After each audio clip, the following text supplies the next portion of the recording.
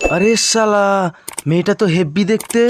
আজকে এই মেলাতে তো মেয়েটাকে পটাতেই হবে। আরে চল এখান থেকে ঘুরে দিতে পারছি, চল। ঘুরে গন্ধ বাঁচাও। May I help you sir?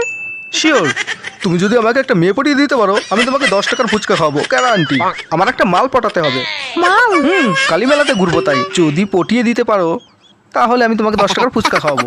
এই শোন, কোনো সুন্দরী মেয়ে তো দূরের কথা, টুনির মাও তোকে মেয়ে দেবে না। আপনারা শুনছেন রেডিও মির্চি, হাজার হাজার মেয়ে পটাচ্ছেন। আমি ভূতনি আর আমি পেতনি, সবার পছন্দ মতো ছেলে মেয়ে পটিয়ে দেওয়াই আমাদের কাজ, আর তার জন্য আমরা হামেশাই প্রস্তুত। দেখা যাক কোন কপাল পরা সিঙ্গেল ছেলে ফোন করেছে। হ্যালো, কে বলছেন? আমার নাম শুনে তোর বাপের কি? আমার কথাটা শোনার পারলে আমাকে সাহায্য কর। আজকে আমি একটা হেভি মাল দেখেছি।